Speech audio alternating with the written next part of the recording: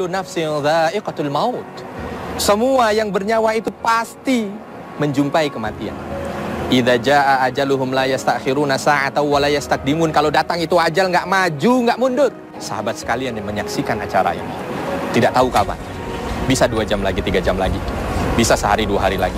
Bisa sepekan 2 pekan, sebulan 2 bulan, setahun 2 tahun. Wallahu a'lam. Tapi yang pasti, kematian pasti akan menjumpai kita.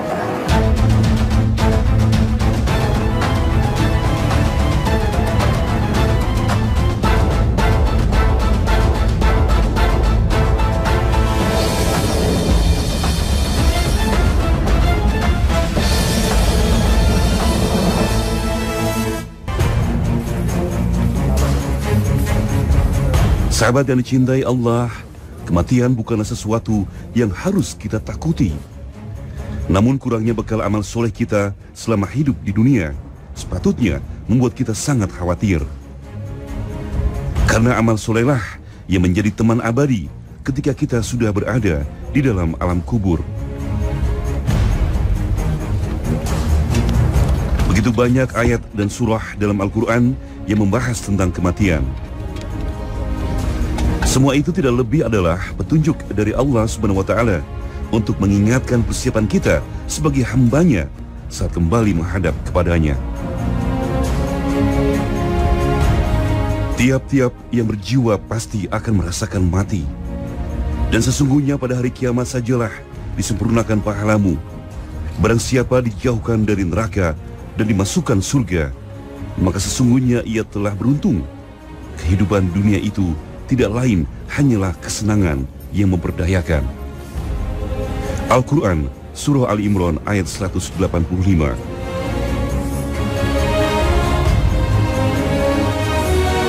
Rasulullah SAW pernah bersabda dalam riwayat Ibnu Majah dan Tirmizi,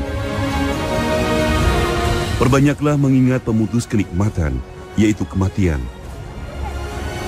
Dalam riwayat lain, Rasulullah SAW juga bersabda, ada 3 perkara yang mengikuti mayit sesudah wafatnya, yaitu keluarganya, hartanya, dan amalnya. Yang dia kembali dan yang satu tinggal bersamanya. Yang pulang kembali adalah keluarga dan hartanya, sedangkan yang tinggal bersamanya adalah amalnya. Hadis riwayat Bukhari dan Muslim. Sahabat yang dicintai Allah, Jabal Rahmah adalah tempat di mana sebahagian meyakini tempat ini tempat bertemunya Nabi Adam dan Siti Hawa. Setelah mereka berpisah, ketika Allah Subhanahu wa Ta'ala turunkan mereka dari surga. Ketika kita berbicara tentang pertemuan, maka niscaya di sana ada perpisahan. Dan yang membuat seseorang itu berpisah dengan beberapa macam faktornya, salah satu faktor adalah kematian. Maka dari itu sahabat yang dicintai Allah, benar apa yang disampaikan dan disabdakan dari Nabi SAW, ahbib ma syi'ta. Kamu boleh cintai siapapun yang kamu cintai, fa innaka mufariquh, tapi kamu harus ingat bahwasannya kamu akan berpisah dengannya satu saat. Maka sahabat yang dicintai Allah, berbicara tentang takdir kematian, kita harus mampu memahaminya melalui kacamata ridha Allah. Banyak orang ketika harus berpisah dengan orang yang mereka cintai, melalui takdir kematian dia merasa bahwa, aduh ini berat buat saya, ini sulit buat saya tidak bisa berpisah dengannya. Jangan sahabat, kita perlu tahu bahwa kematian itu bukan akhir segala-galanya bagi seorang muslim. Tapi kematian adalah sarana saja dia berpisah sesaat. Insya Allah dengan amal soleh yang dia kerjakan, maka dia akan berjumpa kembali dengan orang yang dia sayangi di surga Jannatun Naim. Maka dari itu, kalau saat ini kita diuji oleh Allah Subhanahu wa Ta'ala berpisah dengan orang-orang yang kita cintai, jangan jadikan perpisahan itu merupakan pintu kepada kekufuran. Jangan sampai dengan perpisahan itu kita mencederai keimanan kita terhadap takdir Allah Subhanahu wa Ta'ala. Tapi jadikan itu sebagai sarana bagaimana membuat kita lebih mencintai yang memiliki hidup. Itulah ujian kita. Nabi SAW dulu salah satu ujiannya adalah ditinggal wafat orang-orang yang mereka cintai, orang-orang yang beliau cintai. Ditinggal wafat ayahnya sebelum beliau lahir, ditinggal wafat ibunya di saat beliau usia saat sedang butuh-butuhnya kasih sayang ibu. ditinggal wafat oleh kakeknya. Tapi itulah Allah ingin menunjukkan bahwa kematian bukan akhir dari segalanya. Justru terkadang kematian itu pintu di mana Allah ingin berikan kasih sayang kepada seorang hamba. Justru kematian dan perpisahan dengan orang yang kita cintai, di situ Allah ingin uji kepada kita, mana yang lebih dicintai. Apakah orang ini lebih mencintai makhluk, ataukah dia lebih mencintai Sang Khalik? Mudah-mudahan sahabat yang dicintai Allah, ketika kita ditinggal wafat oleh orang yang kita cintai, justru perpisahan ini yang menimbulkan cinta kita kepadanya, dan perpisahan ini yang menimbulkan cinta kita kepada Rabb semesta alam, dan inilah poros syurga.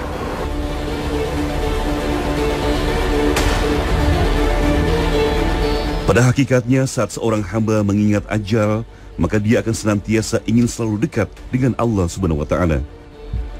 Saat itulah dia akan terus meminta kasih sayang dan ridho Allah dalam menjalani kehidupannya.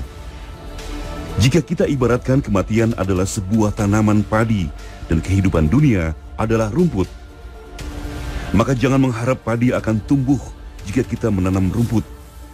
Akan tetapi, jika kita menanam padi, maka otomatis rumput pun akan ikut bersamanya. Rasulullah SAW pernah bersabda, manfaatkan 5 perkara sebelum 5 perkara. Pertama, waktu mudamu sebelum datang waktu tuamu. Kedua, waktu sehatmu sebelum datang waktu sakitmu. Ketiga, masa kayamu sebelum datang masa kefakiranmu. Keempat, masa luangmu sebelum datang masa sibukmu. Kelima, hidupmu sebelum datang kematian. Hadis riwayat Ibnu Abbas. Hadis tersebut merupakan bentuk kasih sayang Rasul kepada umat-umatnya agar selalu memanfaatkan waktu sebaik mungkin untuk menghadapi kematian, dengan menyiapkan bekal berupa amal soleh untuk menjadi teman abadi di dalam alam kubur. Amal soleh diartikan sebagai perbuatan baik seorang hamba yang mendatangkan kebaikan bagi dirinya dan orang lain dengan niat semata hanya kepada Allah Subhanahu wa Ta'ala. Amal ini juga sebagai perwujudan pondasi keimanan kepada Sang Khalik sambil mengharapkan ridhonya. Fama ya'mal misqala zaratin khairan yarah wa ma ya'mal misqala zaratin syarran yarah. Maka barang siapa yang mengerjakan kebaikan seberat zarah, niscaya dia akan melihat balasannya. Dan barang siapa mengerjakan kejahatan seberat zarah, niscaya dia akan melihat balasannya.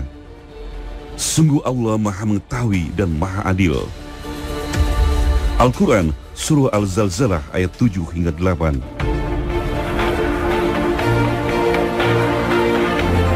Sahabat, banyak cara bagi kita untuk mengingat kepada kematian. Salah satunya adalah ziarah kubur. Tentu saja kita juga harus mendoakan mayit yang kita ziarahi tersebut, karena doa kitalah yang akan menjadi temannya di alam kubur. Dalam riwayat Muslim, Nabi SAW mensunahkan ziarah kubur. Sesungguhnya aku dulu telah melarang kalian untuk berziarah kubur, maka sekarang berziarahlah, karena dengannya akan mengingatkan kepada hari akhirat dan akan menambah kebaikan bagi kalian. Maka barang siapa yang ingin berziarah, maka lakukanlah, dan janganlah kalian mengatakan hijr atau ucapan batil. Adapun tuntunan tersebut memiliki banyak faedah bagi yang berziarah maupun bagi sang mayit.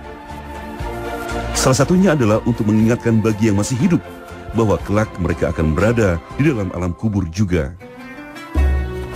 Sahabat yang dicintai Allah, pasti dari kita pernah datang ke pemakaman, ke kuburan. Dan kita perlu tahu bahwa ini merupakan bahagian daripada sunnah.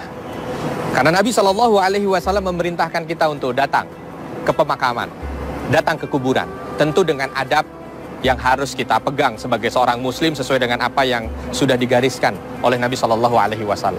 Tapi ada 2 hal, sahabat yang dicintai Allah, yang perlu untuk menjadi perhatian kita bersama ketika kita mendatangi pemakaman.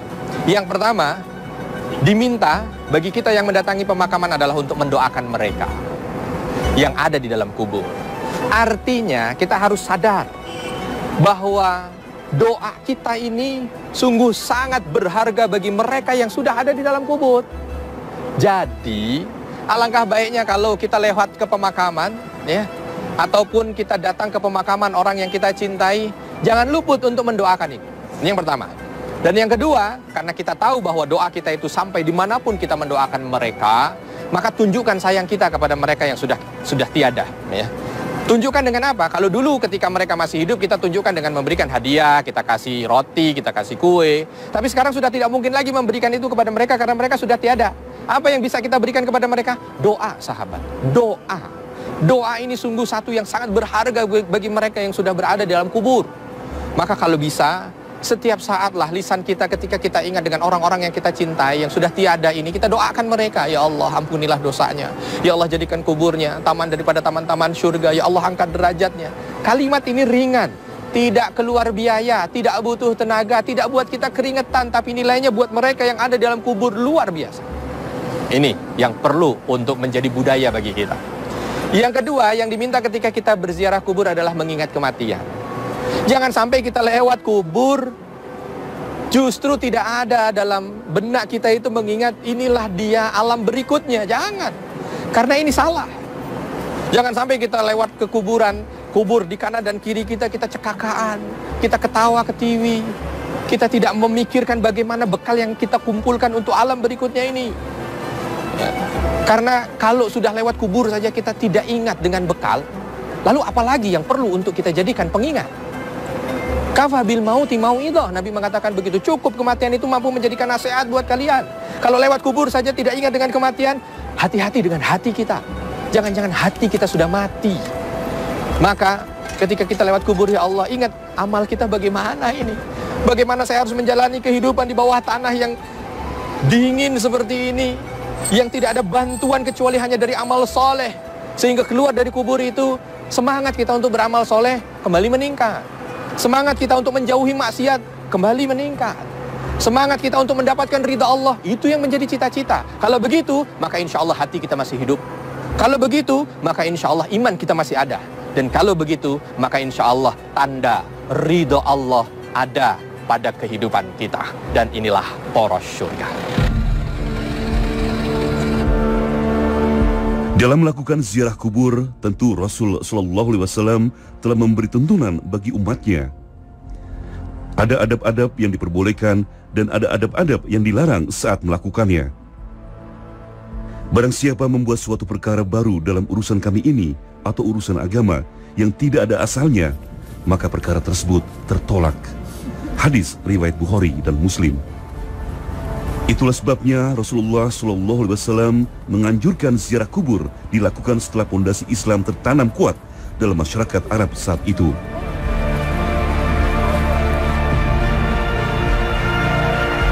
Saat kita mulai ingat tentang kematian, maka hati akan menjadi lembut dan tenang. Disitulah Allah Subhanahu wa Ta'ala telah menurunkan ridhonya agar kita tidak takut menghadapi sesuatu yang pasti tersebut. Kami tidak menjadikan hidup abadi bagi seorang manusia pun sebelum kamu, Muhammad. Maka jikalau kamu mati, apakah mereka akan kekal? Tiap-tiap yang berjiwa akan merasakan mati. Kami akan menguji kamu dengan keburukan dan kebaikan sebagai cobaan yang sebenar-benarnya. Dan hanya kepada kamilah kamu dikembalikan. Al-Quran, Surah Al-Anbiya ayat 34 hingga 35. Tentu sebagai seorang muslim, kematian husnul khotimah menjadi sebuah impian terakhir dalam menghadapi kehidupan ini. Maka dengan memperbanyak amal soleh dan selalu mengingat Allah dan Rasul-Nya akan memudahkan kita untuk menemui akhir yang baik.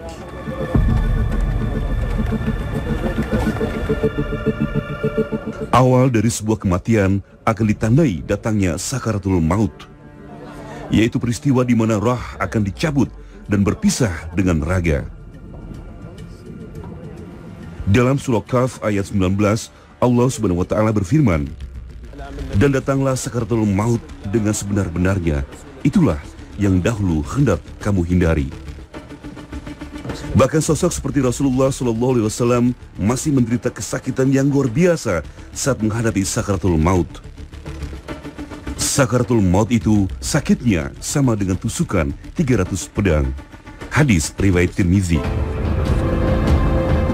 Saat ada seorang muslim menghadapi sakaratul maut, hendaklah ada teman yang di samping dan membimbingnya melantunkan 2 kalimat syahadat.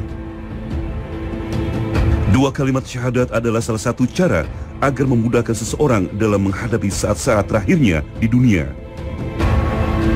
Talkinkanlah olehmu orang yang mati di antara kami dengan kalimat La ilaha illallah. Karena sesungguhnya seseorang yang mengakhiri ucapannya dengan itu ketika matinya, maka itulah bekal sesungguhnya seseorang menuju surga. Hadis riwayat Muslim. Sahabat yang dicintai Allah, banyak orang yang datang ke lokasi Jabal Rahmah ini ya. Atau mungkin bahkan sahabat sekalian juga pernah datang ke lokasi ini. Dan ingat, mereka yang pernah datang ke lokasi ini, ada yang sudah meninggal dunia. Ketika balik ke negaranya, mereka sudah meninggal dunia. Tapi lokasi ini menjadi saksi bahwa mereka pernah datang ke sini. Begitu juga orang-orang yang ada di belakang-belakang saya ini, termasuk saya. Nanti satu saat juga akan dipanggil oleh Allah Subhanahu wa Ta'ala. Kullu nafsin dha'iqatul maut. Semua yang bernyawa itu pasti menjumpai kematian. Idza jaa ajaluhum la yastakhiruna sa'atan wa la yastaqdimun. Kalau datang itu ajal, nggak maju, nggak mundur. Semua yang di belakang saya ini manusia begitu banyak ini, semua akan menjumpai kematian. Dan termasuk sahabat sekalian yang menyaksikan acara ini. Tidak tahu kapan. Bisa 2 jam lagi, 3 jam lagi. Bisa sehari 2 hari lagi. Bisa sepekan 2 pekan, sebulan 2 bulan, setahun 2 tahun. Wallahu a'lam. Tapi yang pasti, kematian pasti akan menjumpai kita. Sahabat yang dicintai Allah, banyak dari kita yang mengejar sesuatu yang tidak pasti. Yang tidak punya harta, berusaha mati-matian agar memiliki harta. Padahal terkadang itu bukan sesuatu yang pasti. Yang tidak punya jabatan, berusaha mati-matian untuk mendapatkan jabatan. Padahal itu juga bukan sesuatu yang pasti. Dia mencoba untuk mempersiapkan. Lalu bagaimana dengan yang pasti ini, sahabat? Bagaimana dengan kematian yang sudah pasti ini? Maka hendaknya sebagai manusia cerdas, itu kita mempersiapkan sesuatu yang paling pasti ini dulu dalam kehidupan kita. Kaki jadi kepala, kepala jadi kaki, buat sesuatu yang pasti ini, buat kematian. Insya Allah, kalau kita sudah mampu menjadikan ini, kematian, sesuatu yang pasti, semua usaha kita berikan kepada dia untuk menjemputnya dengan baik, untuk mendapatkan husnul khatimah, maka insya Allah kita termasuk bahagian manusia yang cerdas. Al-Qayyis man dana nafsahu wa amila lima ba'dal maut. Orang yang cerdas itu adalah ketika dia mampu memahami tentang hakikat kematian, lalu dia mempersiapkan kehidupan buat kematiannya itu. Itu yang paling penting, sahabat. Tidak ada yang lebih pasti dari kematian. Maka jadikan usaha kita semuanya untuk mendapatkan kematian terbaik. Punya harta kekayaan bisa berkali-kali, tapi kalau mati hanya sekali. Gagal dalam kematian ini, maka gagal berikutnya. Dan sukses dalam kematian ini, sukses berikutnya. Resiko kita ketika kita gagal dalam kematian adalah tidak mendapatkan surga Allah. Artinya apa? Neraka menanti kita. Tapi keuntungan ketika kita mampu menjalaninya dengan kesuksesan, kematian ini dengan husnul khatimah, maka kenikmatan ada di depan mata. Surga menanti. Dan insya Allah inilah dia yang mampu mengundang ridha Allah Subhanahu wa Ta'ala. Dan inilah poros surga.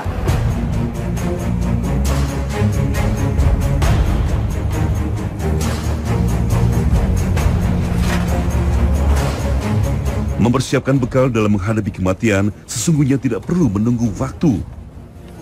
Kapanpun dan dimanapun kita bisa mengerjakan amal soleh. Itulah yang menjadikan kita siap dalam menghadapi ajal. Kematian adalah sesuatu yang pasti, tidak maju dan tidak mundur. Kapan datangnya? Hanya Allah Subhanahu wa Ta'ala saja yang mengetahui pasti kapan hambanya akan menghadapi kematian. Dan Allah sekali-kali tidak akan menangguhkan kematian seseorang apabila datang waktu kematiannya. Dan Allah Maha mengetahui apa yang kamu kerjakan. Al-Quran, Surah Al-Munafikun ayat 11. Sahabat yang dicintai Allah, mengingat kematian bukan berarti kita lantas menyerah dalam artian putus asa. Justru dengan mengingat kematian, kita harus semakin semangat dalam beribadah. Justru dengan mengingat kematian, kita harus semakin semangat dalam hal menabung bekal. Seseorang yang takut saat menghadapi kematian, niscaya dia adalah orang yang tidak yakin dengan bekal yang akan dibawanya.